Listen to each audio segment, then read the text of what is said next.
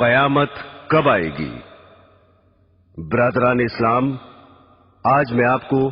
رسول کریم حضرت محمد مصطفیٰ صلی اللہ علیہ وسلم کے ارشادات اور پیشن گوئیوں کی روشنی میں قرب قیامت کی چند نشانیوں کے بارے میں گفتگو کرنے جا رہا ہوں، جن میں سے بعض پوری ہو چکی ہیں، کچھ پوری ہو رہی ہیں اور بعض آئندہ پوری ہوں گی۔ حضرت علی رضی اللہ تعالی عنہ فرماتے ہیں کہ رسول خدا صلی اللہ علیہ وسلم نے فرمایا کہ ان قریب لوگوں پر ایسا زمانہ آئے گا کہ اسلام کا صرف نام باقی رہے گا اور قرآن کی صرف رسم باقی رہ جائے گی۔ ان کی مسجدیں نقش و نگار، ٹائل، برقی پنکھوں وغیرہ سے آباد ہوں گی اور ہدایت کے اعتبار سے ویران ہوں گی۔ ان کے علماء آسمان کے نیچے رہنے والوں میں سب سے زیادہ برے ہوں گے۔ ان علماء سے فتنے پیدا ہوں گے اور پھر ان میں واپس آ جائیں گے۔ اسلام کا صرف نام باقی رہے گا، یعنی اسلامی چیزوں کے نام ہی لوگوں میں رہ جائیں گے اور ان کی حقیقت باقی نہ رہے گی، جیسا کہ آج کل نماز، روزہ، زکوٰۃ، حج وغیرہ کے بس نام ہی باقی ہیں اور ان کی حقیقت اور روح اور ادائیگی کے وہ طریقے اور کیفیت باقی نہیں ہیں جو رسول خدا صلی اللہ علیہ وسلم سے منقول ہیں، اور کروڑوں مسلمان ان سے کورے ہیں۔ قرآن شریف صرف رسمن ہی پڑھا جاتا ہے، اس کے الفاظ اور خوش الہانی کا تو خیال ہے، مگر اس کے معنی پر غور کرنا اور اس کی منع کی ہوئی چیزوں سے بچنا تو مسلمان کے تصور میں بھی نہیں رہا۔ مسجدیں زیب و زینت سے خوب آراستہ ہیں، دلکش فرش، قیمتی غالیچے، دیدہ زیب فانوس، عمدہ عمدہ ہنڈے اور آرام و راحت کی چیزیں مسجدوں میں موجود ہیں، مگر ہدایت سے خالی ہیں۔ مسجدوں میں دنیا کی باتیں، تانے، غیبتیں بے دھڑک ہوتی ہیں اور امام و مؤذن تو مسجدوں کو گھر ہی سمجھتے ہیں۔ علماء کے بارے میں جو یہ ارشاد فرمایا کہ علماء سے فتنہ نکلے گا اور ان میں واپس آ جائے گا، اس کا مطلب یہ ہے کہ علماء بگڑ جائیں گے اور رشد و ہدایت کی راہ چھوڑ دیں گے تو عالم میں فساد ہوگا، اور پھر اس کی زد میں علماء بھی آ جائیں گے، اور یہ بھی مطلب ہو سکتا ہے کہ علماء دنیا داروں اور ظالموں کی مدد کریں گے اور پیسے اینٹھنے کے لیے دنیا کی مرضی کے موافق مسئلے بتائیں گے، اور پھر دنیا دار ہی ان کا مزاج ٹھکانے لگا دیں گے۔ حضرات گرامی، دوسرے انسانوں کی طرح آج کل کے علماء بھی فکر آخرت سے خالی ہو گئے ہیں اور اس فانی زندگی کو اپنے علم کا مقصد بنا رکھا ہے۔ سیاسی لیڈر بننے، شہرت حاصل کرنے، روپیہ کمانے جوڑنے کی دھن میں سرگرداں ہیں، اور موجودہ زمانے کے علماء میں حال ہی ایسے ہیں جو اسلام کی تبلیغ کرتے ہوں، ورنہ آج تو علماء کی یہ حالت ہو گئی ہے کہ جلسوں میں گاندھیزم یا نیشنلزم، سوشلزم اور کمیونزم کی اشاعت کرتے ہیں اور ارشادات نبوی کی بجائے مخلوق کے خود ساختہ نظاموں کی طرف دعوت دیتے ہیں۔ حضرت انس رضی اللہ تعالی عنہ فرماتے ہیں کہ رسول اللہ صلی اللہ علیہ وسلم نے ارشاد فرمایا کہ قیامت کی نشانیوں میں ایک یہ بھی ہے کہ لوگ مسجدیں بنا کر فخر کریں گے۔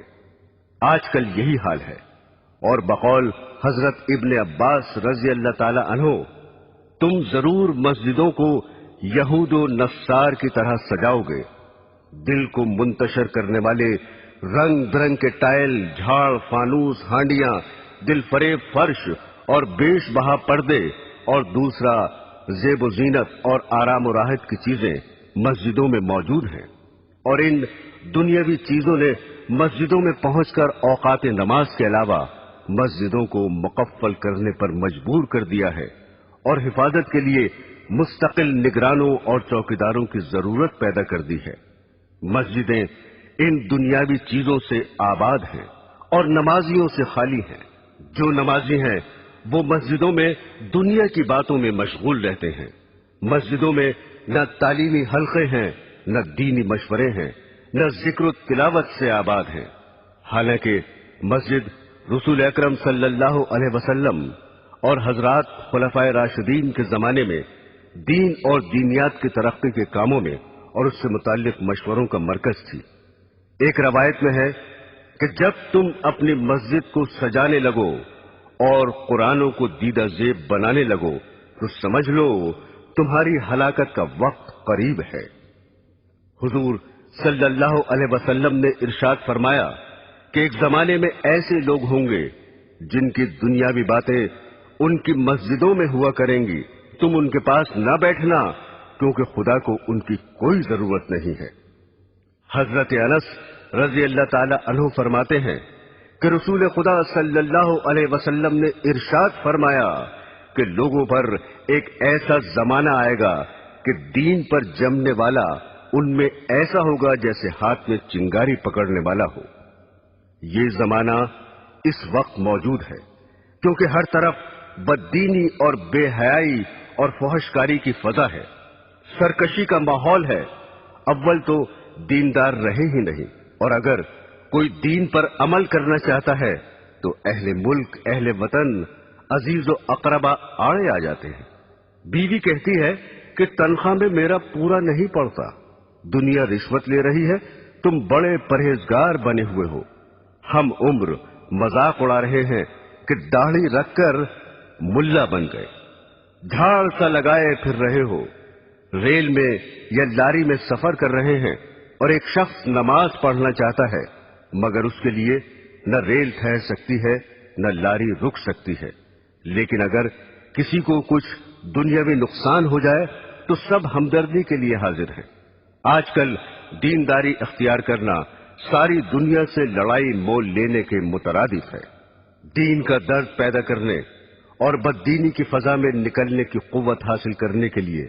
خانقاہوں اور دینداروں کی مجلسوں میں شرکت کرنا بہت ہی ضروری ہے۔ جب انسان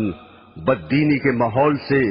معصیت اختیار کر سکتا ہے تو دینداری کی فضا میں پہنچ کر نیک بھی بن سکتا ہے۔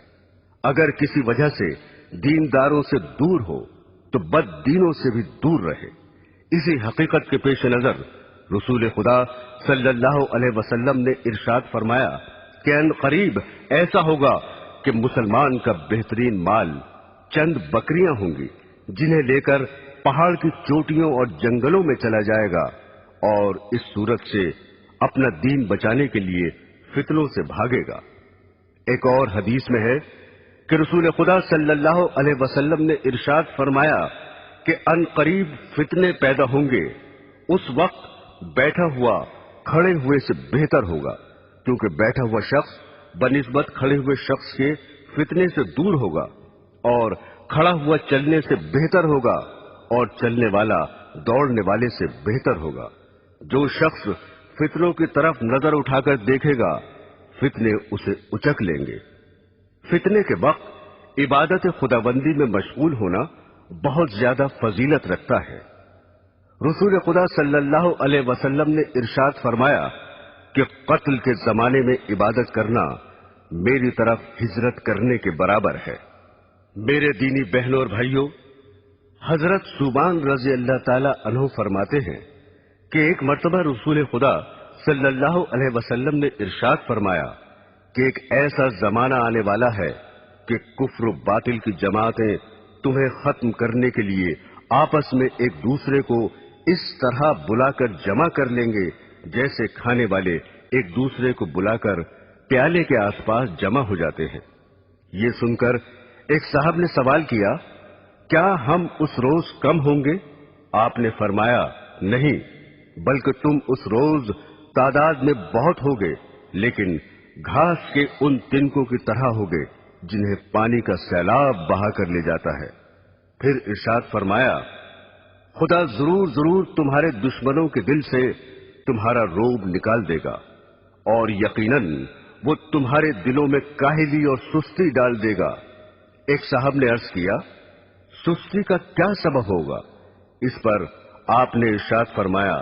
کہ دنیا یعنی مال و دولت سے محبت کرنے لگو گے اور موت کو مکروہ سمجھو گے۔ برسوں سے یہ پیشن گوئی حرف بحرف صادق ہو رہی ہے، اور مسلمان آج اپنی اس حالت زار کو اپنی آنکھوں سے دیکھ رہے ہیں کہ کوئی قوم انہیں نہ عزت و وقت کی نگاہ سے دیکھتی ہے، نہ دنیا میں ان کا رہنا گوارا کرتی ہے۔ ایک وہ بھی زمانہ تھا کہ دوسری